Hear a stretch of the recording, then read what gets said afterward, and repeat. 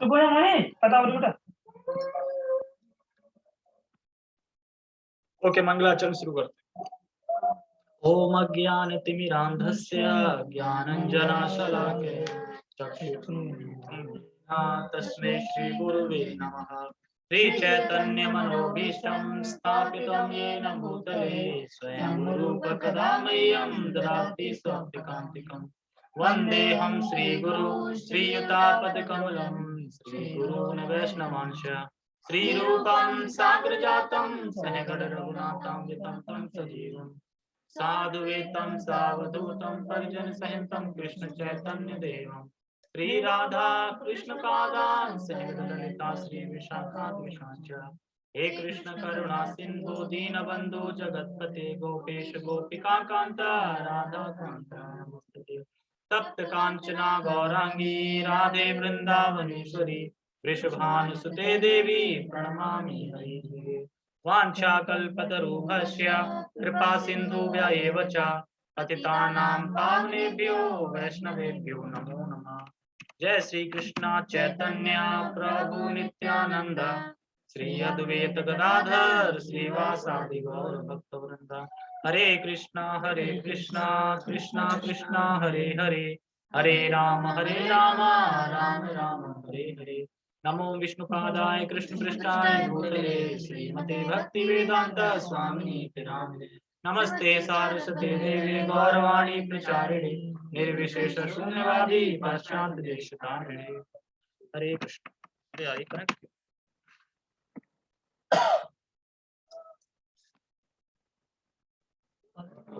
Problem आ रही है, ये कनेक्ट नहीं हो रहा, कभी हो जाता है कभी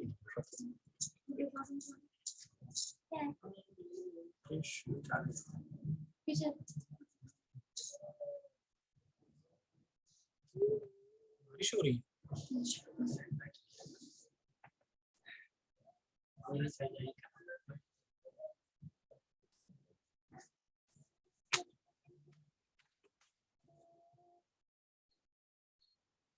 नहीं अपना मधुर गीत बंद कर लो।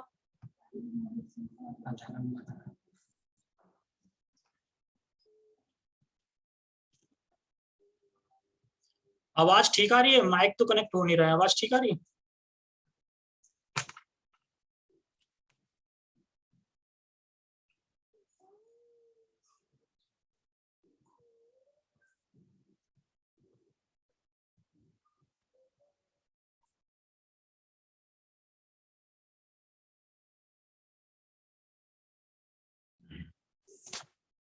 हरे कृष्णा, मैंने आवाज ठीक आ रही है?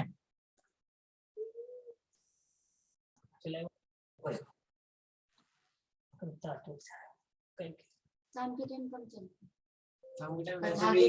है, शुरू करते हैं। कथा पहले कम चलते हैं, कथा टाइम पे ठीक हो जाता है। और भी तो होंगे इसी एक ही जगह बतेरी लीड कनेक्ट करने तो चलिए सेकंड देख हो सकता है।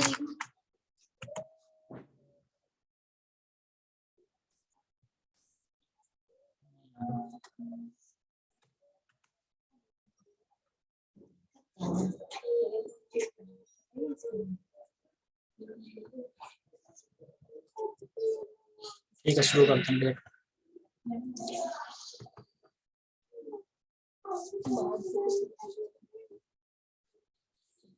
ठीक है, आवाज आ रही होगी आई होप। ठीक है, पहले श्लोक पढ़ते हैं। सबसे पहले रिकॉर्डिंग हो रही है ना?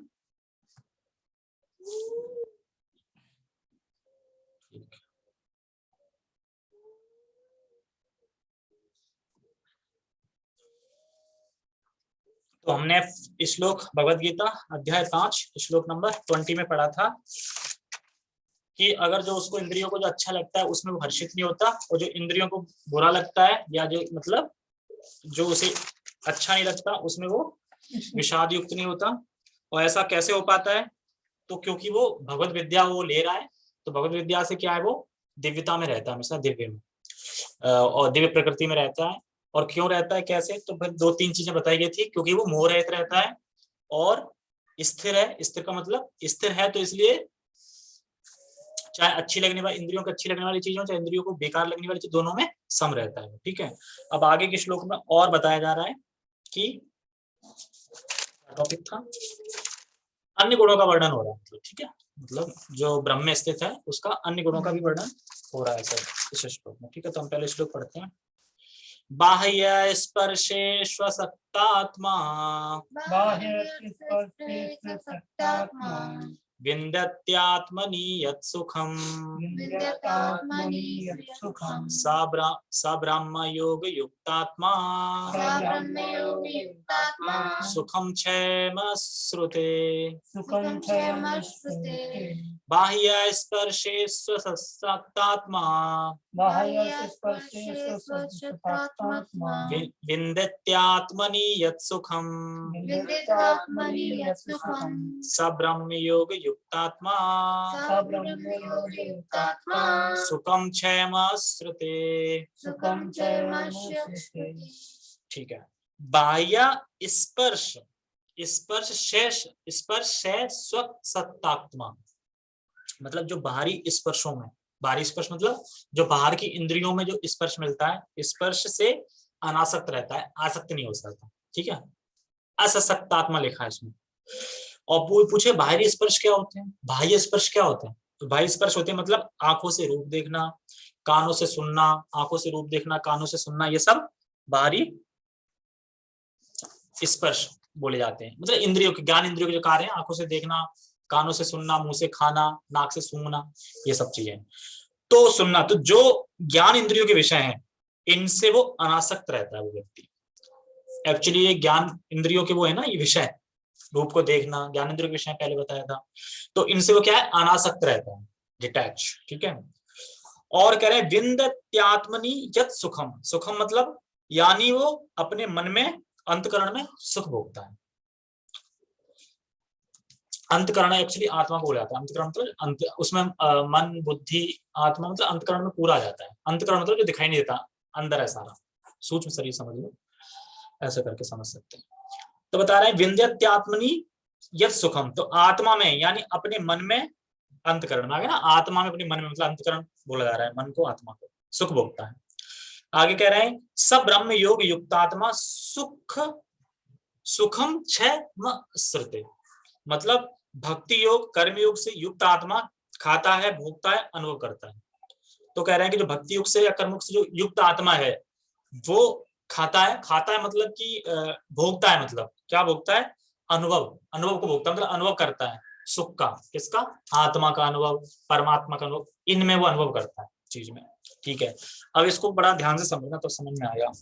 अब कोई बोले अच्छा जी ऐसा व्यक्ति इंद्र सुख के प्रति आकर्षित नहीं होता, तो कह रहे ये कैसा है, ये क्या इंद्र तृप्ति की तरफ आकर्षित नहीं होता, मतलब हर चीज तो इंद्र तृप्ति भी चल रही है, और इंद्र तृप्ति बंद कर दो मान लो कोई भी चीज की हो, तो फिर क्या ऐसा लगेगा ना बुझा बुझा जीवन, एकदम सोया सोया सा जीवन है ना, कुछ है ही नहीं।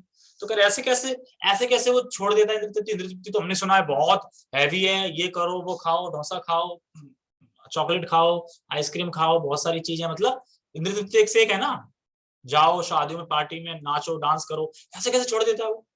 तो उसके लिए एग्जाम्पल है, एग्जाम्पल किसका है, इंद्र सुख को कंपेयर किया गया है एक गिलास से, उस गिलास में वाटर है, एक गिलास बनाओ उसको लिखो, ठीक है, वाटर, उसको इंद्र सुख से कंपेयर किया गया। अब कोई बोले छोड़ दे यार, इसे छोड़ दो, हैं ऐसे कैसे छोड़ दूं, मैं नहीं छोड़ सकता। कोई बोले ना गिलास को छोड़ दो, पानी को छोड़ दो, नहीं मैं नहीं छोड़ सकता। अरे भाई छोड़ दो ना, नहीं छोड़ूंगा। तो वो कहेगा अच्छा ठीक है नहीं छोड़ोगे ना, तो हम आपको एक दूसरा ऑप्शन देते हैं, तब तो छोड़ोगे। अब वो एक बड़ा गिलास और लेके आए, उस गिलास में क्या है, मैंगो शेक, उस गिलास में मैंगो शेक है। अब उससे बोला अब बताओ अब छोड़ दोगे, क्यों नहीं छोड़ेंगे, जरूर छोड़ेंगे, ये लो पानी, ये अलग है, जूस लाओ ना। जब मैंगो शेक मुझे दे रहे हो तो फिर पानी कौन देखेगा वहां पे, मैंगो शेक मिल रहा हो, पानी, आप वो वाला पानी को समझ रहे, पानी के बिना तो जीवन ही नहीं है, पानी कैसे छोड़ सकते हैं। एक्चुअली यहाँ पे पानी मतलब वाटर गिलास को कंपेयर करने के लिए बता रहे हैं खाली, ठीक है। अब मैंगो शेक ज्यादा अच्छा है ना, तो मैंगो शेक ही तो हर कोई चाहेगा ना, मैंगो शेक हो रहा हो, तो जैसे ही उसे मैंगो शेक आया तुरंत गिलास फेंक दिया उधर, गिलास अलग। तो गिलास को किससे कंपेयर किया था, इंद्र तृप्ति से। तो इंद्र तृप्ति से अनासक्त कैसे हो जाता है वो, क्योंकि उसे मैंगो शेक मिल जाता है। मैंगो शेक किससे कंपेयर किया गया है? भक्ति से। तो जब भक्ति का टेस्ट आ जाता है तो जो गिलास वाला टेस्ट है जो पानी वाला है वो अपने आप ही खत्म हो जाता है। तो इस तरीके से इंद्रिय तृप्ति त्याग देता मतलब उससे रुचि खत्म हो जाती। तो उसने बोला अच्छा मैंगो शेक दे रहे हैं, तो मैंगो शेक क्या है? भक्ति का सुख। ओके, आगे बता रहे हैं कि मैंगो शेक क्या है? भक्ति का सुख। ठीक है, तो वाटर क्या है? इंद्रिय तृप्ति। तो वाटर को कंपेयर कर रहे हैं इंद्रिय तृप्ति और मैंगो शेक को कंपेयर कर रहे हैं भक्ति। ठीक है, तो इंद्रिय तृप्ति। अब इंद्रिय तृप्ति छोड़ देंगे भाई? छोड़ दे भाई जी? नहीं, जब मैंगो शेक मिल रहा है तो इंद्रिय तृप्ति छूटी जाएगी। ठीक है, तो मैंगो शेक मिले तो हम इंद्रिय तृप्ति यानी वाटर को छोड़ देंगे। ये सीधा लॉजिक है। मतलब अगर तुम्हें मैंगो शेक बढ़िया दिया जा रहा है तो तुम मैंगो शेक ही लोगे ना, वाटर तो छोड़ दोगे। जैसे कंपेयर करो मान लो सूखे चावल और खीर से। अब कोई चावल को छोड़ना नहीं चाह रहा, नहीं छोड़ूंगा, और खीर दे दो बना के बढ़िया सुगंधित, जैसी खुद छोड़ दोगे? हाँ, क्यों नहीं छोड़ेंगे, तुरंत छोड़ देंगे। तो वैसी इंद्रिय तृप्ति है। जब भक्ति का टेस्ट मिलता है तो इंद्रिय तृप्ति का टेस्ट लो हो जाता है, इतना लो हो जाता है कि उसकी तरफ ध्यान ही नहीं जाता। ये आएगा आगे श्लोक परपट में आएगा। ठीक है, तो मटेरियल इंद्रिय तृप्ति को छोड़ पाना क्यों आसान होता है? आसान होता है कि कठिन होता है? आसान तब होता है जब भक्ति का टेस्ट मिल जाए, तो छोड़ना बिल्कुल आसान है। और जिन्हें भक्ति का सुख नहीं मिला उनके लिए छोड़ना बहुत कठिन है, क्योंकि हायर टेस्ट मिलता है। तो हम वाटर से डिटैच क्यों हो पाए? अब मान लो 2 गिलास ऐसे करके, अब उसने पहले पानी के गिलास को पकड़ रखा था, अब पानी के गिलास से अगर वो मैंगो का गिलास पकड़ेगा तो हाथ ऐसे आएगा ना, इसको छोड़ेगा, इसको पकड़ेगा, यानी इंद्रिय से डिटैच हो रहा है धीरे धीरे, अटैच किधर हो रहा है? भक्ति में धीरे धीरे। मतलब ऐसे फास्ट मतलब स्लो लो बिल्कुल। उसने गिलास को धीरे धीरे छोड़ के हाथ इधर लाया ये पकड़ लिया। तो मतलब इंद्रिय को छोड़ रहा है, भक्ति को पकड़। दूसरे हाथ को नहीं ना, ऐसे तो दोनों पकड़ा। अब ये भी आएगा ना, बता रहा हूँ ना, ये भी आएगा। मान लो एक हाथ में पानी, हम तो दोनों पिए, घूंटी तो वो चल नहीं पाएगी। कह रहे कि अगर इंद्रिय तृप्ति के साथ साथ भक्ति चल ही नहीं सकती। क्यों? दोनों अपोजिट है। इंद्रिय तृप्ति में क्या होता है? उसका ये अज्ञान भरा रहता है कि मैं शरीर हूँ। अभी तो अपन जो कर रहे हैं दोनों मिक्स चल रही है। नहीं, हाँ मिक्स चल रही, पर पूरी तरह से मिक्स नहीं चल रही। अब क्यों? अब क्या मन में रहता है कि ड्यूटी क्यों कर रहे हो? फिर भी अभी हाँ, मतलब वो तो हम कब कह रहे हैं, अभी तो अपने बीच में है ना, अपनी स्थिति बीच में है, क्योंकि अपन महाभोगी नहीं है। महाभोगी इंसान फंसा रहता है, महाभोगी भी नहीं है, और अपन परमहंस भी नहीं है। ये आगे आएगा तब बताना। ओके, आगे कहाँ होते हैं? क्यों मैम? तो कह रहे हैं कि डिटैच क्यों हो पाया? क्योंकि मुझे मैंगो शेक यानी भक्ति से अटैच हो गया। तो पहले हमें भक्ति में अटैच, तो बता रहे हैं पहले हमें भक्ति में अटैच होना होगा, तभी हम इंद्रिय तृप्ति को छोड़ पाएंगे। तो हम भक्ति में जैसे अटैच होते जाएंगे, इंद्रिय तृप्ति अपने आप छोड़ती जाएगी। ऐसा नहीं है, देखो जब हम इंद्रिय तृप्ति छोड़ देंगे तब हम भक्ति करेंगे, नहीं। मतलब भक्ति में इंद्रिय तृप्ति करते रहो, भक्ति में जैसे धीरे धीरे अटैच होते रहोगे तो इंद्रिय से डिटैच हो जाओगे। ओके, टेक्स्ट पढ़ते हैं, टेक्स्ट देखो समझ में आ गया। शांत रहो।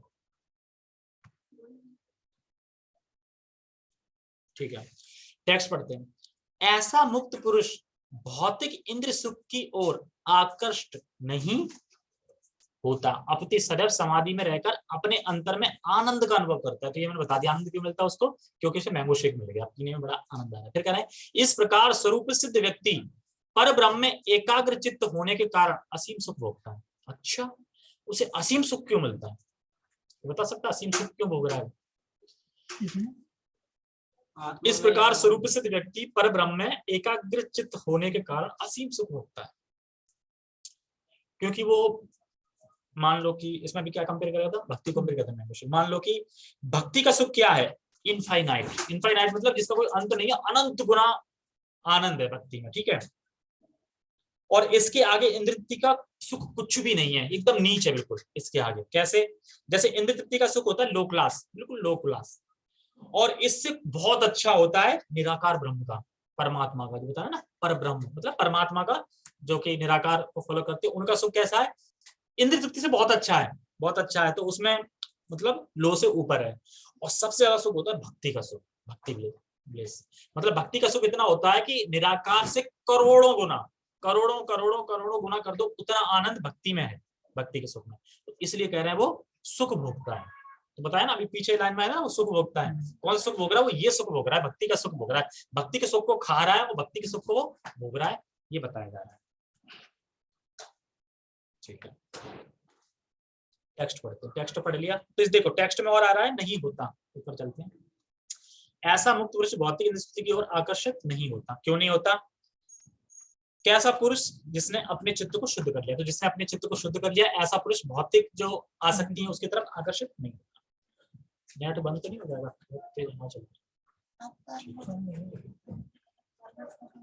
चलो कोई नहीं, जब तक चल रहा है तो चलाते हैं।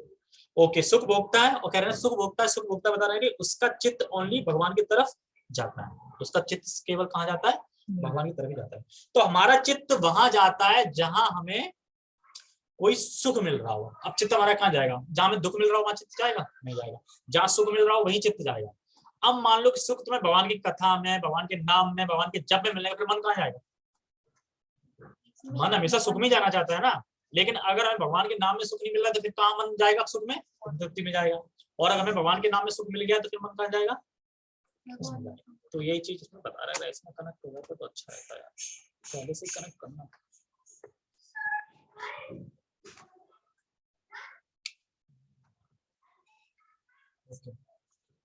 ठीक है, ठीक है। ये तो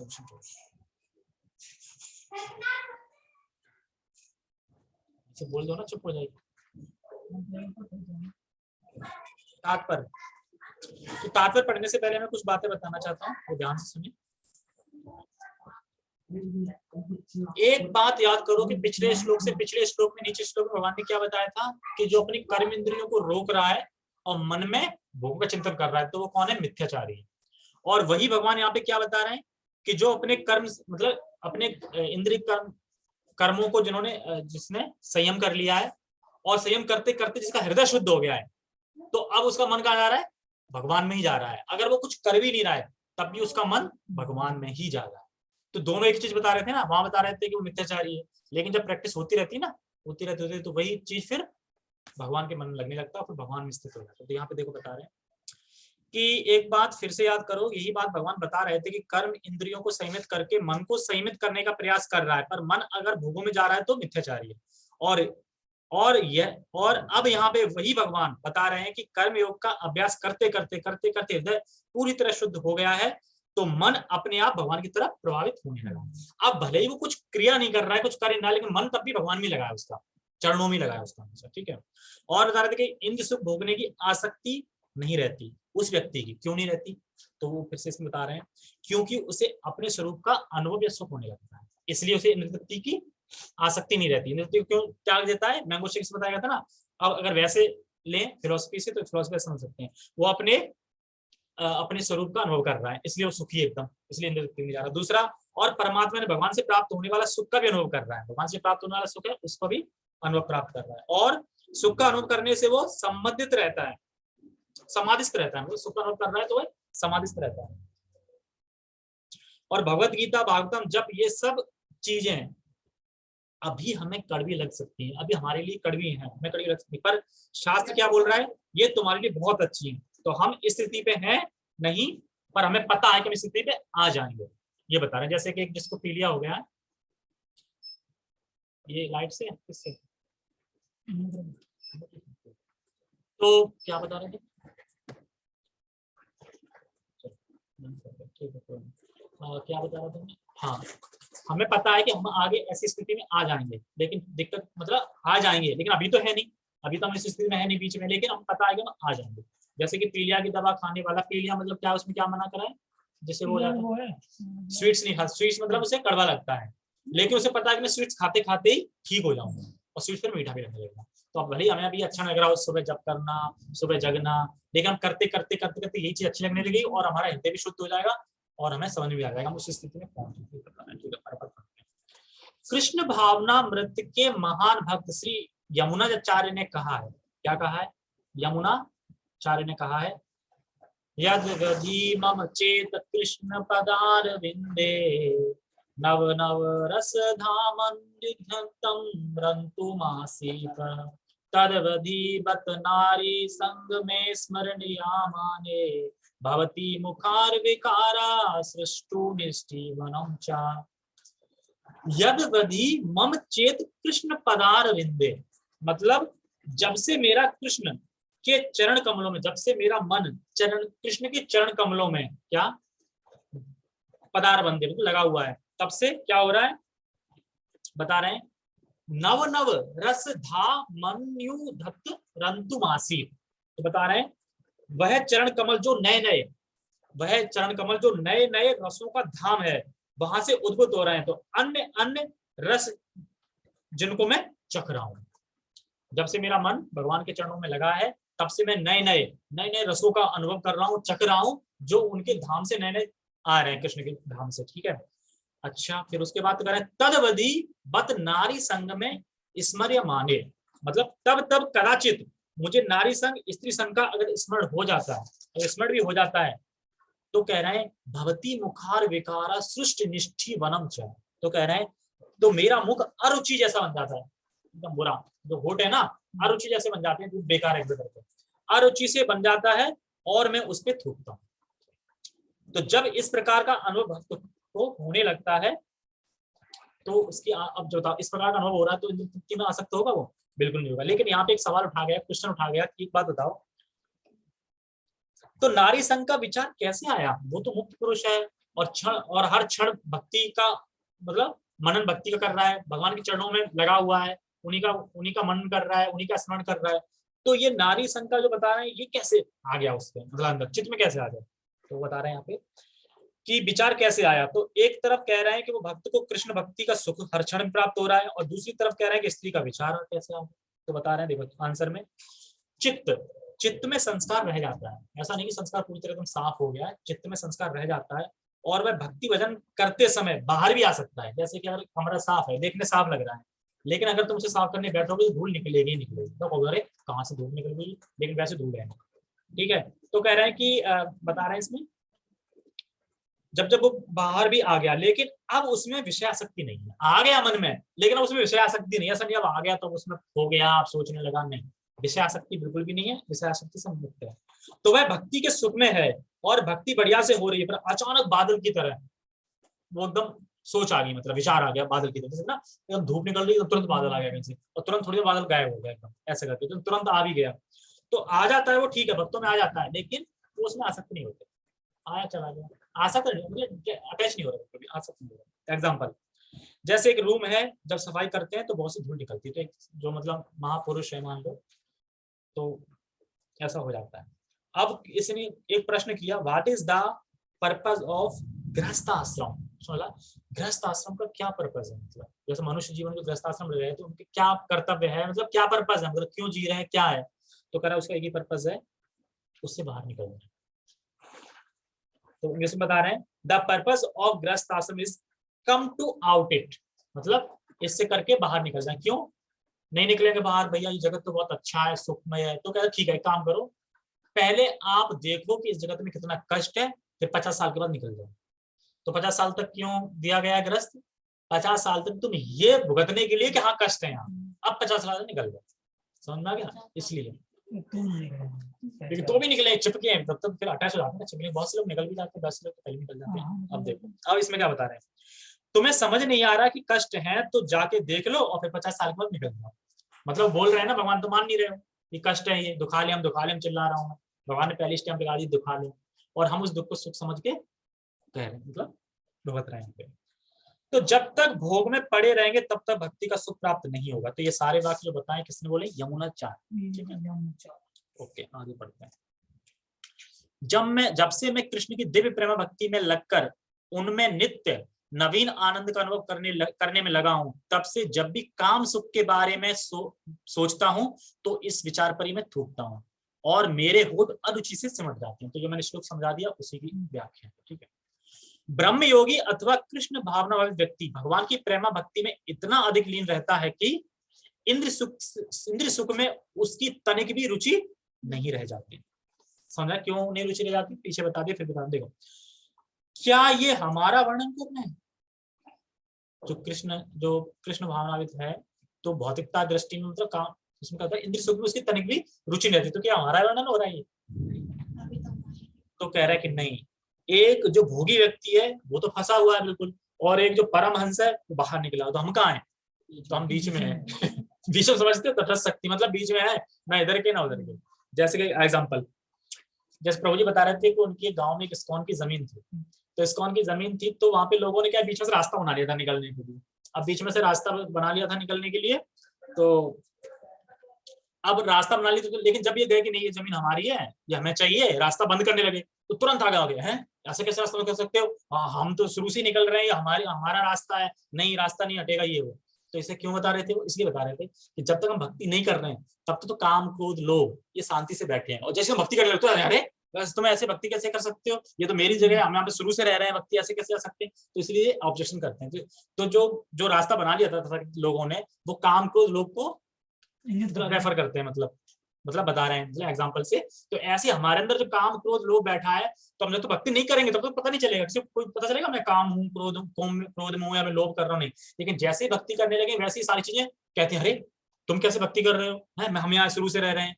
लेकिन जिस तरीके से कि जब वो प्रभु जी जमीन के लिए गए, तो उनके साथ कौन था? कानून व्यवस्था, मतलब पुलिस साथ थी ना, तो पुलिस ने डाले है इनकी जमीन है, इनके पास कागज है, सब कुछ है, प्रमाणिक है, इनकी जमीन है, तुम सब भागो, तो पुलिस उनसे छुटकारा पा देती। तो इसी तरीके से हमारे साथ कौन है? कृष्णा गुरु। तो हमारे साथ कृष्णा गुरु है, तो वो हटा देते हैं काम क्रोध लोभ को, क्योंकि हम हमारी इतनी सामर्थ्यता नहीं है कि हम काम क्रोध लोभ से लड़ सके, हम तो काम से नहीं लड़ पाएंगे। एक्चुअली हम जब भगवान का नाम लेते हैं, बार बार गुरु से शरण में जाते हैं, गुरु से कृपा याचना करते हैं, तो फिर गुरु कृपा करके, भगवान कृपा करके इनको अलग करते हैं, सफाया करते हैं, मतलब कहते नहीं हृदय में आने से फिर साफ कर देते हैं, वैसे बता रहे हैं। ठीक है, आगे कहाँ पे थे? हाँ, भौतिकता की दृष्टि में काम सुख ही सर्वोपरि आनंद है।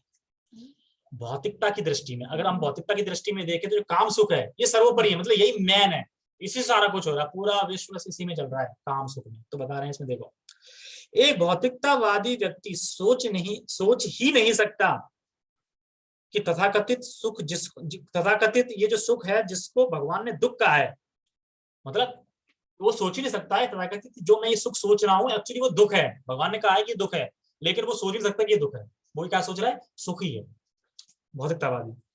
और यदि कोई लड़का इस तथाकथित दुख में दुख है, मतलब इस तथाकथित जो सुख है जो वो मान रहा है नहीं सुख, इस तथाकथित इस सुख मतलब इस सुख है, लेकिन इसको वो त्याग के कहाँ जा रहा है? ब्रह्मचारी मान लो बनना चाहता है, ब्रह्मचारी बनना चाहता है।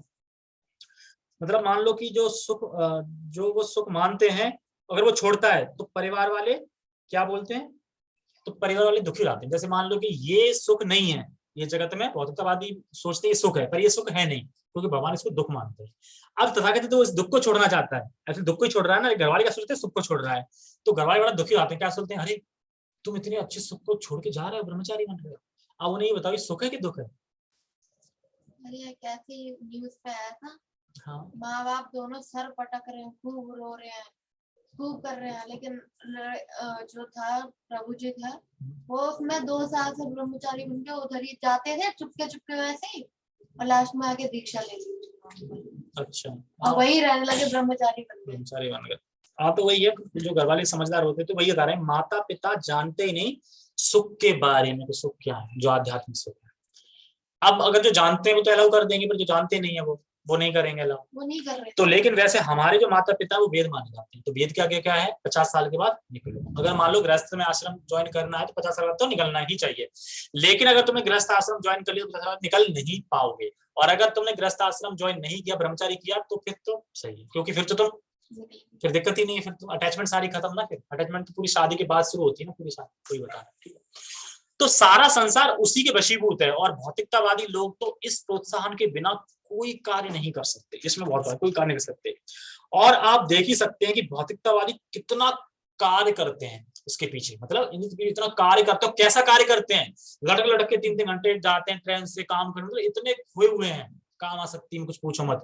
और थके लेवल क्या देते हैं बाद में? लेवल क्या देते हैं कि मैं तो इसके लिए कर रहा हूँ, मैं तो उसके लिए कर रहा हूँ, ये देखो मेरी फैमिली है, ये मेरे वो है। तो एक्चुअली प्रभु जी कह रहे हैं कि एक्चुअली ये बताना चाहता हूँ, ये मेरी मतलब सृष्टि एक तरीके से भोग की सामग्री है, ये मेरे बच्चे, ये सब भोग की सामग्री है।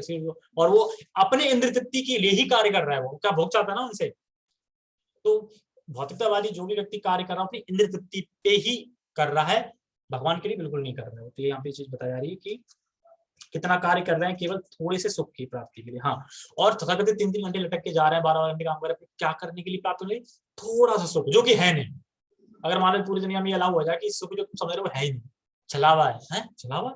हम तो इसके ऊपर अब देखो कितनी लड़ाई हो रही है, युद्ध हो रहे हैं, ये तेरा है, ये मेरा, जमीन वही रहेगी, तेरा है मेरा, इसमें नहीं घुसने दूंगा। फालतू में हो रही कि नहीं? फालतू में खर्चा हो रहा है सब कुछ, तो सब फालतू में ही हो रहा है, क्योंकि शिक्षा नहीं इसलिए हो रहा है। और अपन तो कुछ कर नहीं सकते, ठीक है। जैसे एक विज्ञान महाराज जी थे कि क्लास में सुना था कि जो उपनिषद के अनुसार हर बद्ध जीव में सृष्टि करने की बहुत इच्छा होती है। हाँ, तो हर व्यक्ति में, हर बद्ध जीव में सृष्टि करने की बहुत इच्छा होती है। सृष्टि में समझते ना, कुछ अपना मतलब, सृष्टि मतलब परिवार, सृष्टि करने की इच्छा होती है, ये वो इन्वल्ट है पहले से, ब्रह्मचारी में होती है। फिर वो क्या करते हैं? प्रचार करते हैं, कोई और योजना बनाते हैं कैसे हम और लोगों को भक्ति में जोड़ सकें, भक्ति बना सकें, ये सब सृष्टि कर रहे हैं ना। और एक सबसे अचानक मतलब अचंभित बात ये है कि अपनी सृष्टि सबको अच्छी लगती है, दूसरी सृष्टि अच्छी नहीं लगेगी, अपनी सृष्टि अच्छी लगेगी। मान लो कि कोई पिक्चर बना रहा है, आगे निकलेगा तो वो तुम्हें बुरा लगेगा, अपना करेंगे तो वो अच्छा लगेगा। तो ये बद्ध जीवों के लिए है। बद्ध जीवों क्या है? अपनी सृष्टि बहुत अच्छी लगती है, लेकिन ये ब्रह्मचारी पे लागू नहीं है। ब्रह्मचारी पे तो ऐसा भाव नहीं है कि उसकी सृष्टि पे जल जाए, ऐसा भाव नहीं है, ठीक है। और एक गौर गोविंद दास जी महाराज थे, वो बताते हैं, अरे भाई तुम ये बिजनेस तो हर जन्म में कर रहे हो। कौन सा बिजनेस? शादी करना, बच्चे करना, फैमिली पालना, ये तो हर जन्म में कर रहे हैं। कुछ नया बिजनेस करो ना। अब नया बिजनेस करेंगे तो शुरू में कठिनाई होगी। तो कठिनाई क्या है? सुबह जगना, जप करना, माला करना, शास्त्र सुनना, कथा में बैठना, घूंटे के भर बैठना, पालती मार के ना बैठ पाना, ऐसे करके तो समझना चाहिए, ठीक है। ठीक है, तो मैं क्या बोल रहा था? हाँ, तो ये थोड़ी परेशानी है वो झेलनी पड़ेगी, क्योंकि कोई भी नया बिजनेस करते तो शुरू में उतार चढ़ाव आते ही है ना। ये तो कह रहे तुम जन्मों जन्म ये कर रहे हो बिजनेस, थोड़ा ये वाला बिजनेस करो, ठीक है। ओके, आगे कहाँ पे थे? कहाँ पे थे? किंतु कार्य नहीं कर सकते, एक सेकंड। हाँ, किंतु कार्य नहीं कर सकते, यहाँ पे किंतु कृष्ण भावनामृत में लीन व्यक्ति काम सुख के बिना ही उत्साह पूर्वक अपना कार्य करता रहता है। अब कोई बोले अच्छा, अगर काम सुख नहीं है तो प्रेरणा कैसे आती है? फिर प्रेरणा कैसे आती है? इसमें क्या बता रहे हैं? जो कृष्ण भावनामृत लीन व्यक्ति है वो काम सुख के बिना ही उत्साह पूर्वक अपना कार्य करता है, मतलब काम सुख की कोई कामना नहीं है, फिर भी अपना उत्साह पूर्वक काम करता है। जैसे मान लो मैं अभी तुम्हें कोई मंदिर की सेवा मिल जाए तो वो तुम कितने उत्साह पूर्वक करोगे? तुम्हारी कोई काम इच्छा है उसमें? नहीं। तुम्हें कुछ मिल रहा है? नहीं, सेवा, लेकिन उत्साह पूर्वक कितना करोगे? तो वही चीज बताई जा रही है कि जो कृष्ण मानव व्यक्ति होते हैं वो काम सुख के बिना, मतलब हमारी कोई सुख नहीं है, हमारी मुक्ति को कोई सुख नहीं है, वो सुख के बिना ही कार्य करते हैं। और ध्यान रख लेना, मंदिर की सेवा या भगवान की सेवा तुम करोगे तो भौतिक दृष्टि से बिल्कुल अलग हो जाएगी। जैसे कि मैं अभी रसगुल्ले लेने गया था सेवा के लिए, तो ऑटो करना, ऑटो से बैठ के जाना, ऑटो से बैठ के आना, बिल्कुल भौतिकता नहीं लग रहा था कि जैसे ना शादी पार्टी में जाते हैं ऑटो कर लिया जाए, बिल्कुल अलग लग रहा था एकदम, जैसे कि अलग ही कार्य कर रहे हैं। वहां गए, जगन्नाथ जी थे बड़ी बड़ी, वहां पे बड़ी बड़ी आंख वाले देख रहे थे दूर से, और फिर वहां पे टीम रखी तो हमें पता नहीं तो नहीं, रेस्टोरेंट है ना पूरा, तो वहां से हम लाए, ठीक है। ठीक है, कहाँ पे थे हम?